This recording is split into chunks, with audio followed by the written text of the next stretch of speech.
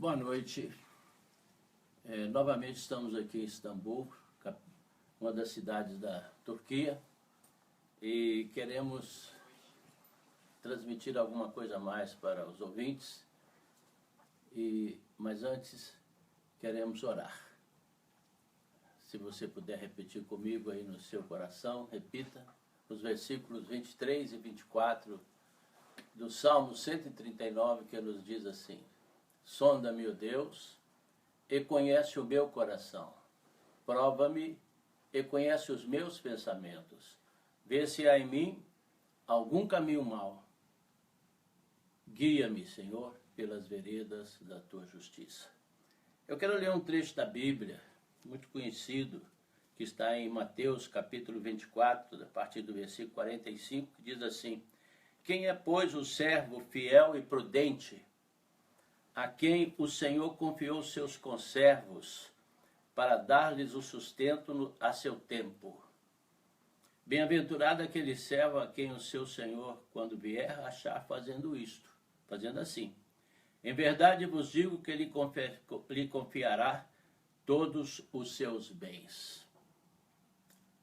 Então é uma hora muito séria que nós estamos vivendo o tempo do fim, e é hora de nós empenharmos em fazer tudo para o reino de Deus, porque nós não levaremos nada deste mundo. Tudo vai ficar aqui, as leis vão ser mudadas, o dinheiro vai ser mudado, os dias do fim estão chegando. Então é hora de nós nos aplicarmos a juntar tesouro onde a traça, nem o ladrão pode roubar, onde a traça não corrói, nem o ladrão rouba. Então, aqui Mateus está dizendo: quem é, pois, o servo bom e fiel, a quem o Senhor lhe confiou os seus servos, para dar-lhes o sustento no seu tempo. É hora de nós preocuparmos não só conosco, mas com as pessoas que são dos nossos convívios, os nossos amigos, os nossos parentes. Enfim, nós devemos, neste momento, pensar não em nós mesmos, mas também nas pessoas que estão sofrendo. Os dias são maus, as coisas são difíceis, não é? Eu não sou brasileiro, estou aqui na Turquia, a serviço do Senhor, mas eu sei que os brasileiros estão sofrendo injustamente, com altos tributos, alta carga tributária. O Brasil precisa mudar.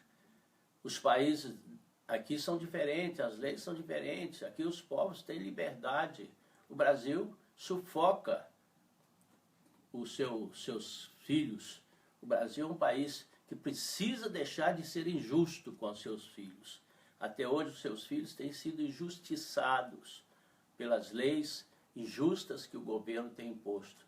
Mas isso vai mudar, porque Jesus está voltando e nós vamos mudar o Brasil. Nós vamos mudar. Somos nós, os crentes, que vamos dominar esse mundo, que vamos mudar as coisas, estejam certos disso. Eu quero, nesta oportunidade, dar um pequeno testemunho da minha conversão. Eu sou nascido em uma família de 14 irmãos e comecei a minha vida muito cedo, comecei a trabalhar com os 14 anos. E aos 16 anos já era gerente de uma empresa na avenida, na Belo Horizonte de Couros.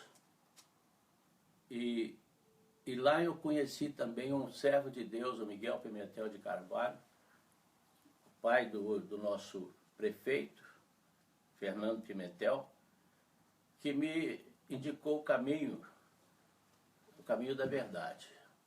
Eu não conhecia Jesus, foi ele quem me deu a direção. Eu falei com Deus: Deus, eu tenho tudo. Naquela época eu já tinha 2 carros, tinha uma casa própria, casei com a mulher que eu queria, que eu amava, mas não era um homem feliz, faltava alguma coisa no meu coração. Havia um vazio no meu coração, e eu achava que esse vazio era por eu não ter filhos, que eu passei 12 anos sem ter filhos, e me enveredei pela boemia, mulheres. E quanto mais mulheres eu alcançava, mais vazio meu coração ficava. E eu cheguei a questionar com Deus, falando com Ele: Senhor, será que tem alguém feliz nesse mundo? Pode haver alguém feliz? Eu tenho tudo. Eu tenho uma mulher que eu amo, tenho casa, tenho carro, e não sou um homem feliz. O que é que me falta? Será que o Senhor existe, Deus? Se o Senhor existe, por que o Senhor não fala conosco? Se o Senhor existe, por que o Senhor não aparece para mim? Eu quero te conhecer, eu não posso amar um Deus que eu não conheço. Se o Senhor quiser aparecer para mim e me matar, eu não me incomodo, mas eu quero te conhecer. Eu queria conhecer Deus. Eu ouvia falar de Deus na igreja, ouvia falar de Deus no crucifixo, de pendurado na parede, mas eu nunca vi Deus. Então, como é que eu vou crer no Senhor se eu nunca te vi, se eu nunca te conheci? Como é que eu vou crer no Senhor? Eu sou comerciante, eu não posso crer em tudo que me falam. E esta busca durou 4 anos. Comecei a ler muitos livros que falavam sobre alma e espírito. Queria saber o que eu sou, quem eu sou, por que eu vim a esse mundo. Eu não pedi para nascer. Não foi uma opção minha. Então eu quero saber o que eu vim fazer aqui. Eu sou uma alma, eu sou um espírito, o que eu sou? Eu vou ter uma vida depois da morte? Existe um Deus? Não existe? E essa busca durou 4 anos. Li muitos livros sobre ocultismo, espiritismo. E ao fim de 4 anos eu cheguei à conclusão de que eu era uma alma que possuía um corpo. Mas eu queria provar se realmente eu era uma alma que possuía um corpo. Então eu queria me ver fora do corpo. Se eu sou uma alma, eu posso me ver fora do corpo. Eu comecei a ler muitos livros sobre orientalismo e eles falavam que se eu fizesse um jejum de 7 dias sem comer, sem beber, num quarto fechado com a capa preta sobre as costas, uma bola de cristal na frente, que eu ia projetar a minha alma naquela pedra de cristal. Eu falei: isso está parecendo coisa do diabo. Eu fiquei pensando se eu faria ou não aquele jejum de 7 dias e fui procurar um médico, amigo meu, e perguntei para ele o que poderia me acontecer se eu fizesse um jejum de 7 dias, sem comer e sem beber. Ele falou: pode não acontecer nada e você pode morrer como se apaga uma lâmpada, o que seria provocado por um choque hipervelônico, coisa parecida. Eu disse: não, eu não estou preparado para morrer. Ele falou: não, você jejua, se você sentir mal, você para o jejum. E citou para mim: Jesus jejuou 40 dias e não morreu. Eu digo: eu vou. E eu fiquei naquela luta o dia que eu ia fazer o jejum. E nesse intervalo dessa luta, do dia que eu havia de fazer esse jejum, eu estava na minha loja, eu tenho uma loja de material de construção na da Rua Jacuí, em Belo Horizonte. Chegou um jovem contando a seguinte história. Aí eu estava ali no ponto do ônibus e chegou uma senhora muito bonita e de repente ela ficou endemoniada e caiu no chão e ficou rosnando como se fosse um porco. Aí eu disse: e daí? Daí eu orei em nome de Jesus e expulsei o demônio dela. Eu falei: logo você é um Deus, falei com ele. Ele falou: não. A palavra de Deus diz que nós podemos expulsar os demônios. Eu disse: não, rapaz, não existe demônio, demônio somos nós mesmos. Ele falou: existe sim. E comecei a encher ele de perguntas. E ele não tinha resposta. Ele não era um homem intelectual, não era um homem estudado. Ele disse: olha, eu não tenho respostas para as suas indagações, mas eu conheço um homem que tem resposta para todas as suas perguntas. De qual é o nome dele? Ele falou assim: o Miguel Pimentel de Carvalho, o dono da Belo Horizonte de Coro. Eu disse: conheço, eu fui empregado dele durante quase 6 anos. Ele falou: pois é, ele acabou de subir um monte, onde ele ficou jejuando durante 7 dias e 7 noites, sem comer e sem beber. Eu digo: puxa vida, o Pimentel está no mesmo caminho que eu. Falei: ó, rapaz, se você estiver mentindo, diga logo, porque eu vou ligar para o Pimentel, sei o telefone dele, e vou informar dele agora se isso é verdade. Ele disse: pode ligar. E liguei e perguntei para o Pimentel: senhor Pimentel, é verdade que o senhor ficou no monte jejuando 7 dias, sem comer e sem beber? Ele disse: é verdade. eu falei com ele, o senhor pode me atender para conversar a respeito de assuntos espirituais? Ele falou, ó Kinka, ele me chama de Kinka. Para esse assunto eu tenho o tempo que você quiser, pode vir que eu te atendo. Eu falei, amanhã às 4 horas está bom? Ele falou, tá ótimo, pode vir.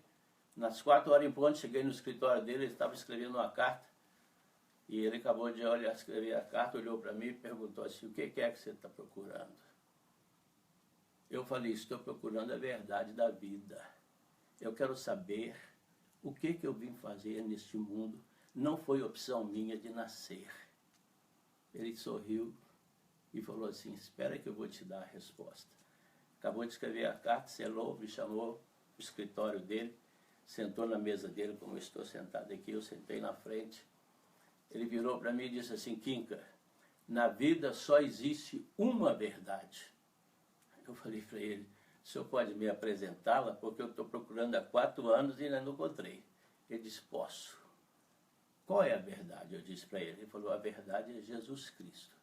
Eu disse, olha, senhor Pimentel, eu sou católico, mas eu não vim aqui para conversar a respeito de religião.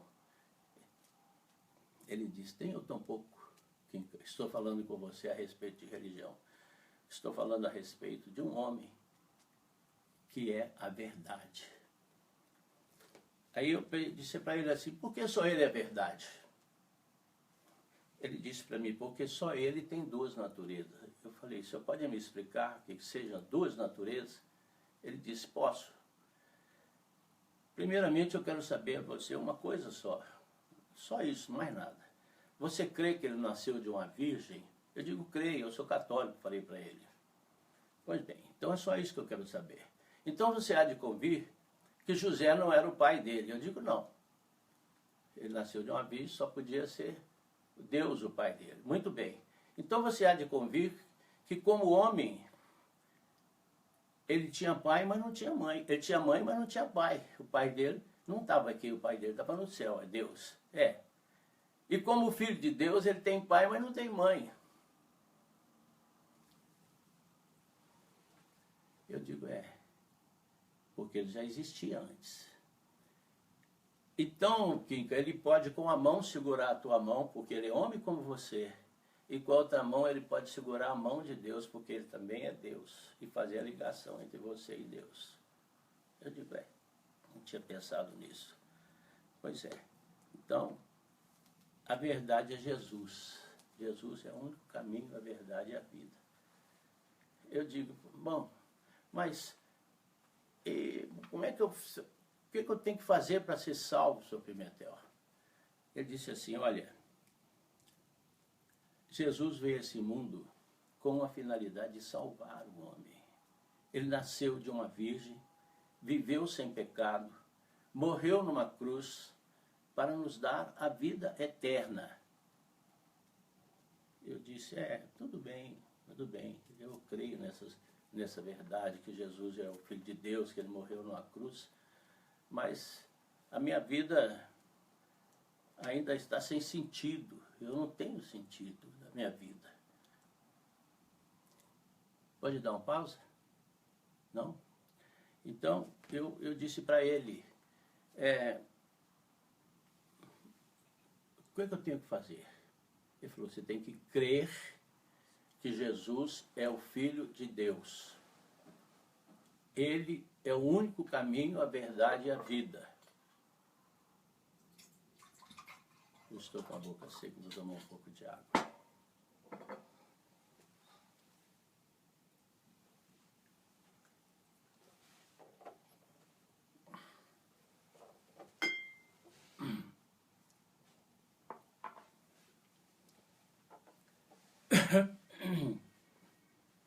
Se você quiser ser salvo, você tem que aceitá-lo como seu Salvador, único e suficiente. Deixar os ídolos, porque os ídolos são fabricados pelos homens. Deixar de ser religioso. Eu falei, isso eu já não sou. Eu falei, muito bem. Então você quer aceitar Jesus como seu Salvador? Eu digo, eu aceito, eu não tenho... Eu não mereço ele, não. Ele que tem que me aceitar, não sou eu que tenho que aceitar ele, não. Ele disse, pois não, então Feche os teus olhos e repita comigo. Eu repeti com ele: Senhor, eu nesse momento te aceito como meu Salvador único e prometo que de hoje em diante o Senhor será o seu meu único Deus. Eu renuncio a todos os outros deuses e me consagro a Ti como o único Deus e Senhor de minha vida. Ele disse: é só isso, Kinka. Você vai para casa e continua nesse princípio, nessa fé. Eu disse: está bem, Pimentel. Despedi dele e fui para minha casa. Cheguei na minha casa, entrei para o meu quarto, entrei para a minha sala de oração, fechei a porta e falei com Deus assim: Senhor, o Senhor não tem que me aceitar, eu não mereço, eu sou pecador, sou muito pecador, eu não mereço que o Senhor me aceite, mas eu te aceito. Eu eu tenho muitos defeitos, mas sou homem de palavra. De hoje em diante eu prometo que o Senhor será o meu único Deus. Eu nunca mais vou invocar outro Deus a não ser o Senhor. Quando eu acabei de falar isso, saiu um vulto preto de mim, assim, saiu pela janela. E entrou um amor no meu coração tão grande, que eu comecei a crescer. Achei que eu ia bater a cabeça no teto, meu coração parecia que eu ia virar um Hulk. Eu fui crescendo. E aquilo me transtornou, mudou a minha vida. Eu que não chorava, que mal chorei o dia que meu pai morreu, agora eu estava derramando lágrimas, lembrando da minha esposa, sempre me esperando, eu atrás de outras mulheres, e lembrando dos meus irmãos todos em doutrinas erradas, adorando ídolos, levando ídolos para casa, achando que está tudo certo, coisas desse tipo, rezando rezas para santo que já morreram, que eram homens como nós que morreram. Eu vi aquelas coisas todas passando na minha frente, eu falei: meu Deus, como nós estávamos enganados, quanto engano o diabo colocou no meio da nossa família. Eu tenho 14 irmãos e fiquei pensando na minha mãe, sempre lendo história de Davi, de Sansão para os filhos, mas idólatra, cheia de ídolos, rezando, fazendo rezas, repetindo, como se Deus fosse um Deus que não entendesse, precisava ficar repetindo as coisas. Eu comecei a ver tudo isso e aí eu chorava, ficou um poço de lágrimas no chão. Lembrando da minha esposa também, como ela estava enganada. A minha esposa tinha um Santo Antônio tão feio que ela tinha vergonha dele, pôs ele dentro do armário e acendia a vela dentro do guarda-roupa com o Santo Antônio e pôr fogo na casa. Aí eu fui dormir, quando eu fui dormir eu não conseguia. Eu molhei o travesseiro olhando para minha esposa, sempre me esperando, sempre me apoiando, e eu sempre agindo errado. Eu molhei o travesseiro, chorei a noite toda. No outro dia eu fui trabalhar, aí não consegui trabalhar. Chegavam as pessoas e eu começava a sentir amor pelas pessoas. E eu olhava para elas e sentia vontade de chorar, de ver tamanha ignorância que impera no meio do povo. Tamanha ignorância. E aí eu fui para casa, quando deu 6 horas, o telefone tocava, as mulheres ligando, um telefone atrás do outro. Eu digo: não, eu sou outro homem, eu não posso mais sair com mulher. E eu descartando, saindo, quando foi 6 horas, eu digo: um homem como eu não pode ir para a rua, só pode ir para casa. Cheguei em casa às 6 horas, quando eu entrei no portão da minha casa, 6 horas, o Senhor falou assim comigo: meu servo, há quanto tempo você não chega em casa a esta hora? Aí eu comecei a chorar. A minha esposa abriu a porta, que é a porta da garagem dá para a sala, e me apanhou chorando dentro do carro e disse para mim: o que aconteceu? Eu digo: nada. Eu sei, sua mãe morreu, né? Eu digo: não. Você está chorando? Eu digo: estou. Sua mãe morreu? Eu digo: não. O que aconteceu? É coisa ruim ou coisa boa? Eu digo: é coisa boa. Aí eu também quero saber se é coisa boa. O que aconteceu? Eu digo, não sei te falar, só sei falar que me falaram de Jesus.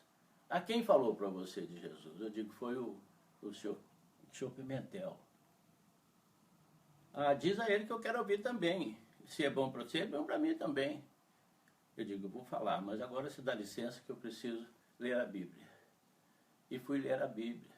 No outro dia liguei para o Pimentel, contei para ele que a minha esposa me pegou chorando e que falou que queria ouvir. Ele pegou e falou, não, eu vou na sua casa. Marcou o dia, foi no horário certo, ele mais um irmão, e pregou para minha esposa, ela entendeu, tirou os ídolos, aceitou Jesus como seu Salvador. Ele orou por ela, ela usava óculos e passou 10 anos sem usar óculos. Ela tinha uma dor de cabeça crônica, nunca mais ela teve dor de cabeça depois daquele dia. E nós tiramos aquele Santo Antônio de dentro do armário, em tempo de pegar fogo em tudo lá, e destruímos, e a paz entrou na nossa casa.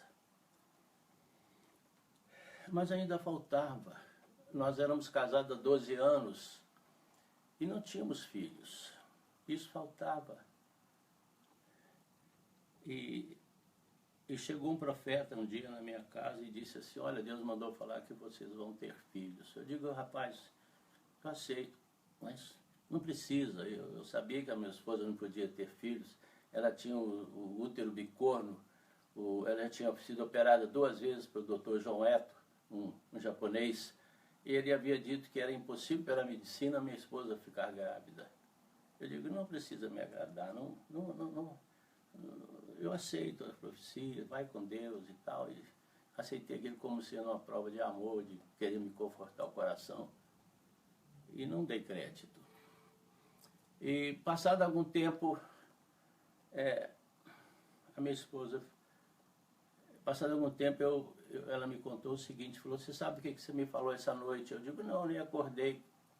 Ela falou, você sentou na cama, me cutucou e falou comigo 3 vezes assim, olha, levadinha, você está grávida, levadinha, você está grávida, e falou mais uma vez e voltou a dormir. Eu digo, eu não acordei, como é que eu podia falar isso para você? Ela falou, você falou. E tem 10 dias que as minhas regras não vêm. Eu digo, então vamos correndo fazer os exames. Fomos fazer os exames e o exame deu positivo. Levamos para o Dr. João Eto. O Dr. João Eto olhou, falou assim, é muito comum eles trocarem exame nos laboratórios. Amassou e jogou no caixote de lixo dele e disse, vai fazer outro. Aí nós fomos fazer outro.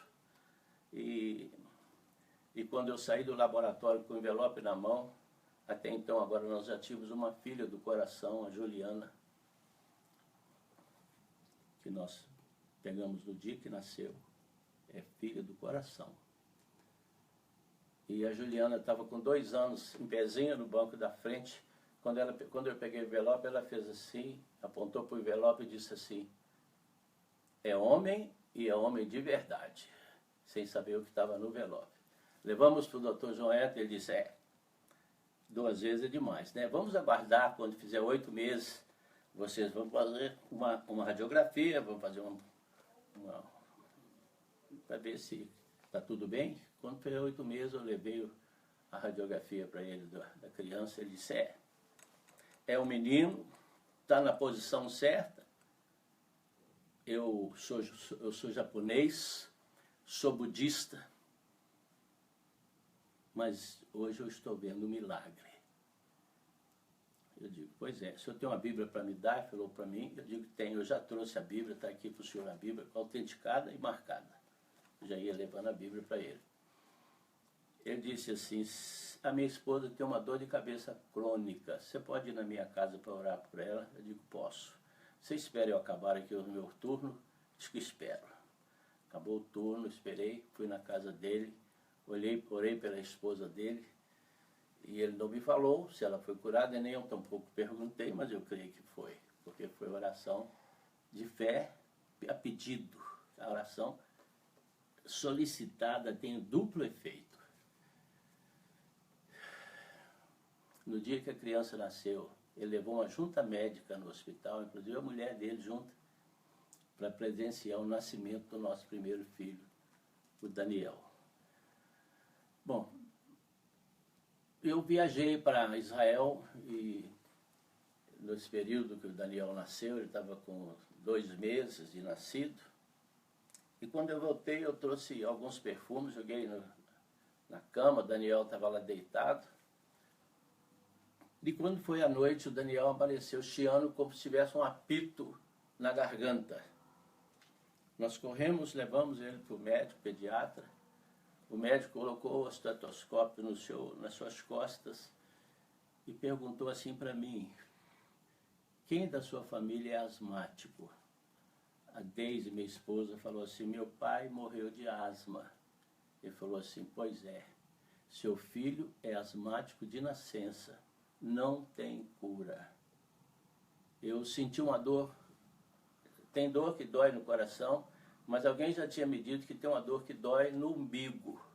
Eu senti a dor no umbigo e caí sentado no sofá, porque eu vi a estado que o meu sogro morreu. E disse assim: meu filho tem a mesma doença. Foi um baque muito forte para mim. Eu digo, mas glória a Deus, a Bíblia diz: em tudo dai glória. E nós vamos medicar a criança. E fomos na farmácia e compramos aquele tanto de remédio que o médico receitou.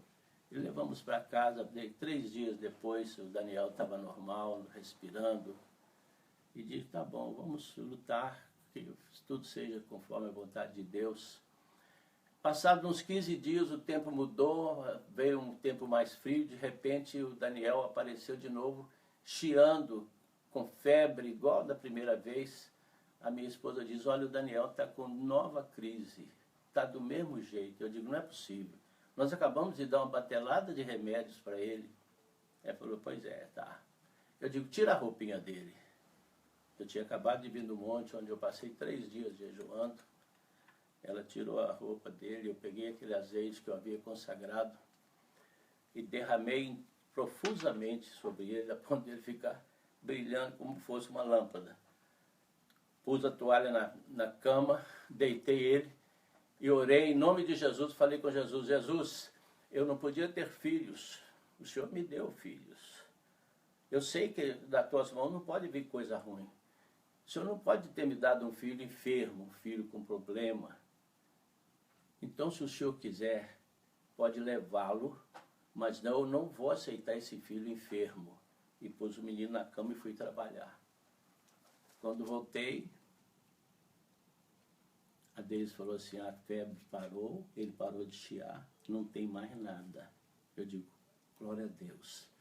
Levamos ele novamente no médico, o médico da família, o médico pediatra, e ele pôs os estetoscópios nas costas do Daniel e perguntou assim: para onde foi aquela asma que estava aqui? Eu digo assim: o médico dos médicos o curou. Falei para ele. Ele disse: quem é o nome desse médico? Eu falei: o nome dele é Jesus. Ele falou: ah, esse tem poder. Eu falei: foi ele que o curou. Aí ele falou: mas me conta, o que aconteceu? Aí eu tive a oportunidade de testemunhar também para aquele médico a respeito do poder de Deus. Passaram-se 18 anos e o Daniel nunca mais teve uma gripe sequer, uma febre sequer, nenhuma enfermidade sequer atingiu aquela criança, aquele jovem. Eu dei glória a Deus, aceitei aquilo como sendo uma bênção de Deus. Bom, antes que isso, depois disso eu viajei, nós tínhamos um amigo em Campos, o pastor Adalto, um homem fabuloso, que orava, as pessoas expeliam as enfermidades pela boca, pelo ouvido, pelo nariz. E eu fui conhecer esse pastor e passamos em Campos, fiquei conhecendo ele, fomos para o Rio de Janeiro, e no Rio de Janeiro, no hotel, à noite, o Senhor me chamou e me mostrou um salão onde havia uma bacia no meio daquele salão. E o Senhor perguntou para mim: o que você está vendo no meio do salão? Eu digo: eu estou vendo uma bacia. o Senhor disse para mim assim, o que que tem dentro da bacia? Eu levantei, olhei e falei assim, tem uma coisa vermelha espumante. E ele disse para mim, é o sangue da tua esposa que eu acabei de trocar.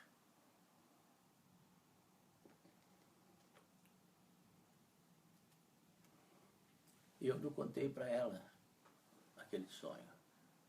E nós continuamos a viagem, ela disse assim, olha, apareceu manchas escuras nas minhas pernas, nos meus braços, e agora apareceu uma do lado do meu pescoço, a outra do outro, e disse assim, e o Senhor falou comigo que trocou meu sangue. Eu disse, eu sei, Deus falou assim comigo. E naquela oportunidade, quando Deus falou que tinha trocado o sangue dela, Ele falou para mim assim também, você se lembra daquela mulher da tua juventude? Eu tinha uma namorada, e ela, eu havia dito a ela que ia terminar, porque eu ia casar, ela estava na rua e eu em cima do passeio, ela apontou o dedinho para mim e disse assim, você vai casar, mas você não vai ter filhos.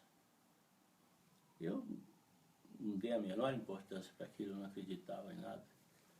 O Senhor falou assim para mim, me mostrou a visão e disse para mim assim, o que ela fez contra ti, meu servo, eu já desfiz. Foi quando a Deise ficou grávida. Então, irmãos, nós temos que ter cuidado. Nós estamos num mundo de mistérios, um mundo que nós não conhecemos. E nós lutamos contra forças que nós não conhecemos. Os demônios são invisíveis, são astutos. E eles estão procurando brechas. Né? Se você coloca um ídolo na sua casa, você dá a chave da sua casa para ele entrar.